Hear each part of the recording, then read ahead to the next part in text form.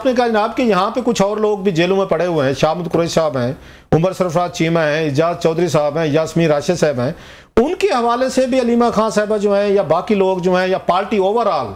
कभी बात नहीं करती। वो बेचारे कभी कभी 3-4 मिला के खत लिख जाते हैं, वो एक आध दिन की छोटी मोटी खबर चलती है वो हो जाती है, उनको डंप कर दिया गया, भूल गए, फोकस ओनली इमरान खान साहब। तो खान साहब को भी जब वो आते हैं मीडिया के सामने आते हैं, अदालत में आते हैं, वो भी जिक्र नहीं करते। तो आप समझते हैं कि असल वो समझते हैं कि सारा फोकस इमरान खान साहब पे होगा, वो रिहा होंगे तो चीज़ें ठीक होंगी, और जब तक वो नहीं होते हसन नियाजी की बात मत करें, अब शाहमद कुरैशी की मत करें। शाहमद कुरैशी ने तो गिला भी किया कि भाई साहब मुझे भूल के, लगता है उनके घर वाले भी भूल गए उनके, वो भी जिक्र नहीं करते, जैन हो या दीगर लोग हों। तो गिला तो यहाँ पे बहुत सारे आपके कालम में सर। देखिए जी, मैं पहली बात तो ये मैं करूँ कि हकीकत यह है कि ये तहरीक इंसाफ के अंदर एक अजीबोगरीब कल्चर है। पहली तो ये देखें कि शाहमद कुरैशी जो है अमलन वो जेल से बाहर आ सकते थे, वो सारा प्रोसेस स्लो क्यों हो गया? उनके 2 जमानते हुए थे, पूरी तहरीक इंसाफ ने, सोशल मीडिया ने सर उठा लिया कि शाहमद कुरैशी की डील हो गई है। ये जो इनके यहाँ कल्चर है कि अपना बंदा जो है वो उसी के दबाव प्रेशर में आता है कि शाहमद कुरैशी ने, मैं वैसे हाइपोथेटिकली तस्वराती बात कर रहा हूँ, तो सोचा कि यार बैन निकल के 2-2.5 साल की जेल है, ये भी मेरी 0/0 हो जाए, और इसको मैं कोई जो है बल्कि उल्टा मैं एक तोहमत लेके फिरूंगा, ये वो बंदा है कि जो मोहम्मद करके आया है। तो ये कितनी ज्यादती है कि आप बिला वजह गैर की कसूर के, यास्मीन राशिद साहब है, मेरा ख्याल है कि 76-78 की होनी चाहिए, मुझे एग्जैक्ट नहीं पता, लेकिन इससे कम नहीं होगी 76 से। महमूद रशीद साहब मेरी उम्र के ही है, 73 के, इजाज चौधरी साहब भी लेट 60s में है, और उमर चीमा साहब भी 60s के शुरू में हो गए। यकीन आने के मुझे इन सारों का कसूर मालूम करना है कि शाहमद कुरैशी साहब है क्या कसूर है, और तहरीक साहब की जो sir we agree with you on this point, वो बाकी आप ठीक बातें कह रहे हैं, उसका नाम ना लेना, पॉइंट और है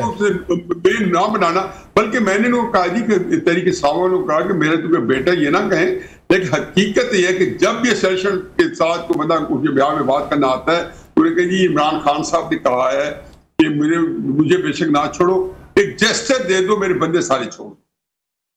देशमुख का बात नहीं है, बड़े लीडर करते हैं, एक जगसूई कहते इमरान खान को छोड़ो, इमरान खान को छोड़ो, अब वो छोड़ दे या ना छोड़े, लेकिन आपके अंदर एक बड़ा फन होना चाहिए। आपको पता है कि बाकी लीडर जो है कोलैटरल के तौर पर पड़े हैं या पार्टी को दबाव डालने के लिए, उसको दबाव अच्छा, मेरे पास एक इन्फॉर्मेशन है सर, मैं शेयर करता हूँ आपके साथ। आपने जिक्र किया ना कि इमरान खान साहब उनके साथी हैं, मुझे ये पता चला वेरी क्रेडिबल कि जब खान साहब से निगोशिएशंस हो रहे थे नवंबर के इस जलसे से पहले, कुछ अमेरिकन उसमें इन्वॉल्व थे, तो खान साहब ने एक एज ए गुडविल जेस्चर के तौर पर उस वक्त भी कहा था कि यास्मीन राशिद साहबा जो है वो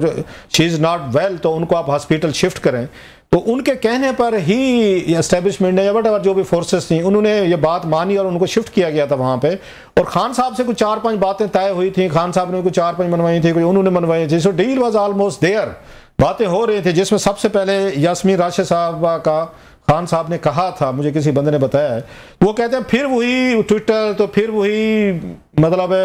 ये बातें, गुफ्तगू and back to square one. तो अब देखते नहीं है, अब खान साहब पे ट्रस्ट लेवल वो कहते हैं बहुत कम हो चुका है कि एक दिन बात वो फाइनल कर लेते हैं, दूसरे दिन जो है वो फिर सोशल मीडिया को कह देते हैं कि नहीं आप जरा वहां से किल्ली दबाएं जरा।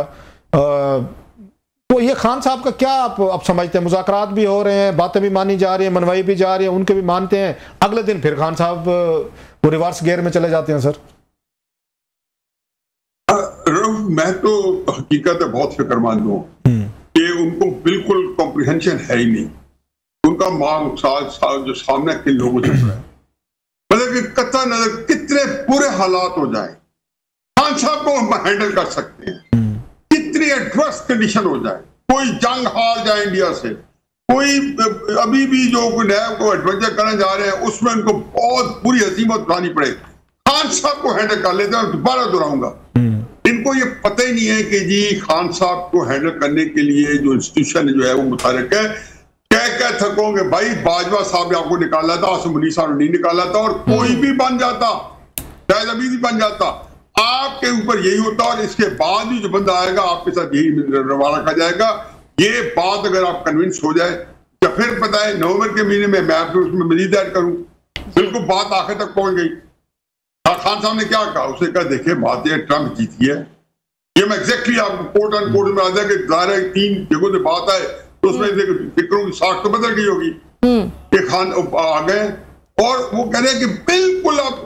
थोड़ा सा बरक कर रुके, उनका ट्रंप ने उन्हें कर लेना, उन्हें कन्विंस कर लेना है और ये उधर से प्रेशर आएगा इसको वगैरह इन्होंने कभी ये नहीं मानना। अभी ये इसलिए मानना है कि ट्रंप का प्रेशर आ गया। नवंबर का महीना था, ट्रंप के इलेक्शन लड़ चुके थे, उन जीत चुके थे और जीतने वाले थे और फिर जीत भी गए। उन दिनों भैया बात की चल रही थी और जो लोग थे उन्हीं के मुंह से मुझे ये पता चला। तो जब ये कर रहे हो और आपको ये नहीं पता कि जब इस चीज को आप इसे बाला होकर सोचो कि ये प्रेशर पड़ रहा है या नहीं पड़ रहा, क्या पड़, या मुफाहमत करो या मुखासमत। मैं से पहले कई कॉलम लिखे कि खान साहब फैसला कर लें, यकसू हो जाए, दोनों आपको फायदा पहुंचा सकते हैं लेकिन यकसू हो जाए। न्याजी साहब इसमें इस पूरी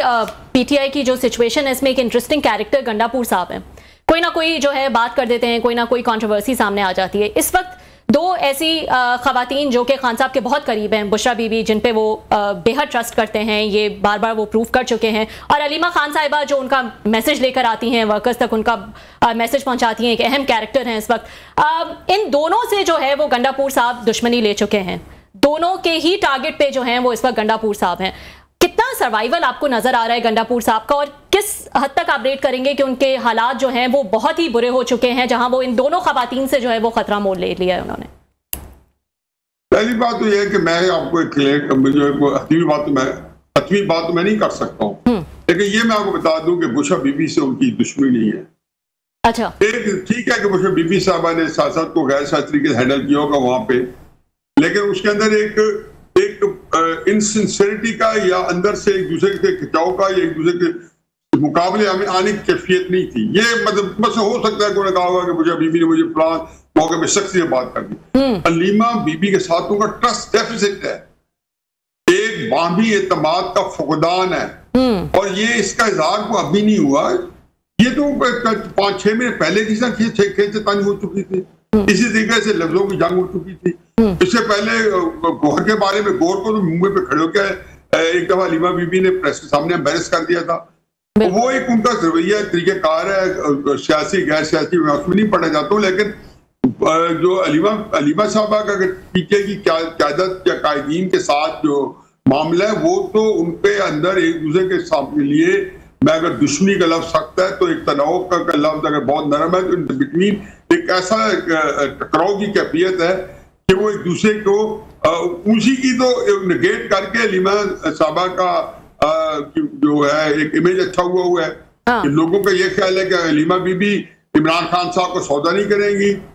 अलीमा बीबी जो है सख्त बयानियां लेके चलेंगी, ये सारे कॉम्प्रोमाइज हैं और ये इसी तरह से काम किया गया। बुशरा बीबी के साथ ये तस्वुर नहीं है, ये बिल्कुल आप जेन में बड़ी क्लैरिटी के साथ हो। वहां में ये जरूर होगा कि बुशरा बीबी ने किसी को सख्ती से हैंडल किया होगा, उनका प्रैक्टिस नहीं होगी, टेंशन बड़ी होगी, जुलूस निकल रहा होगा, तैयारी नहीं होगी। हम खुद जैसे घर के अंदर अपने थोड़ा सा रहूं तो नरम मिजाज का आदमी है, मैं सख्त कहूँ तो सारे अपने स्टाफ के ऊपर वो तो जोश शोर होगा शुरू हो जाता है, जरा टेंशन में कोलैप्स कर जाते हैं। सही, तो ट्रस्ट डेफिसिट नहीं है आपका मतलब ट्रस्ट डेफिसिट नहीं है बुशरा बीबी के साथ, जो कि अलीमा खान साहिबा के साथ नजर आता है। जी न्याजी साहब, आपने अपने कॉलम में ये भी लिखा था कि ये जो सिचुएशन है अलीमा खान साहिबा की, 4 महीने पहले तक ये सिचुएशन नहीं थी, जो 4 महीने पहले तक जिस तरह के सियासी हालात थे, इसमें आप क्या एग्जैक्टली कहना चाह रहे थे? 4 महीने पहले तक ऐसा क्या था जो अब जो है आपको ये लिखने पर आप मजबूर हैं कि अलीमा खान साहिबा वजीर आजम, सॉरी पीटीआई की चेयरमैन? जी उसमें 1 महीना और भी डाल दें, 1 महीने पहले की मैंने बात की है तो 1 महीना और डाल दें और 1 महीने मैंने वैसे डाल दिया, अभी हमने कहा 6 महीने। लेकिन पहली बात यह है कि जो मैंने शुरू में देखा है कि पहले उन्होंने एस्टेब्लिशमेंट ने इमरान खान साहब के खिलाफ जो भी अपने कर्तव्य दिखाने थे अपनी तरफ से वो बड़ी ज़हीन मूव कर रहे होते हैं, तो देखा कि उनकी हर मूव ने जो आज तक कर रहे हैं इमरान खान साहब के जो पब्लिक इमेज है बेहतर किया, उनकी मकबूलियत को इजाफा किया, हर चीज देखिए थोड़ा किया ज्यादा किया इस पैसे पड़े बगैर। तो उन्होंने फिर ये देखा कि तहरीक इंसाफ के अंदर और क्या किया जाए, तो उन्होंने तहरीक इंसाफ के अंदर एक लड़ाई आपस में शुरू हो गई। ये आज से उस सवा साल पहले की बात है। पता चला कि केपी के अंदर, केपी चूंकि उनका पूरा हफ्ता सारा पॉपुलैरिटी का सबसे बड़ा मब्बा वहां था, वहां आपस में उनके आपस चपले शुरू हो गई। लेकिन उससे जो इमरान खान साहब को जो बंदे थे ना, वो इमरान खान साहब डायरेक्ट मुंसलिक थे। इनका ख्याल था कि ये जो मेरा ख्याल नहीं है, जिन्होंने ये कर रहे हैं उनका ख्याल होगा और जो होना भी चाहिए ऐसा कि जी इससे लोग डिमोरलाइज हो जाएंगे, इमरान खान से हट जाएंगे और किसी और तरफ लग जाएंगे। फिर इंडिया की जब जंग हुई होगी तब भी ये सोचा गया होगा कि जब इसके बाद हम जीते हैं तो इमरान खान से लोग हट जाएंगे। मेरा ख्याल है वो पाकिस्तान की सियासत के जो बुनियादी असूल है और जो बुनियादी जो गाइडिंग प्रिंसिपल्स है उनको नहीं जानते, मगर नहीं वो ना ये कमिंग बैक टू ये मैं जवाब दे दूं। एक फिक्रा जब मैंने देखा कि सारी अपोजिशन कारगर बेकार गई है तो इमरान खान की पॉपुलैरिटी जो है क्या वो तरीका किया जाए कि उसकी तवज्जो किसी इमरान खान के अलावा भी किसी पे दिलाई जाए। तो मैं उस तराजू में कहा कि, और ये मेरी अपनी कैलकुलेशन है और ये 100% गलत होगी, ये होता है उबलू फल्स, ये सारी एकेडमिक बातें हैं, ये फिलोसफिकल बातें हैं, ये पॉलिटिकल साइंस की बातें हैं कि उसमें उसी तौर जो मेरा ख्याल है कि बड़ी कामयाबी से हुआ है कि अब अलीमा खान की तरफ पीटीआई का वर्कर अगर मुतवज्जह है तो मैं उसको अच्छा समझूं बुरा समझूं, उनकी तरफ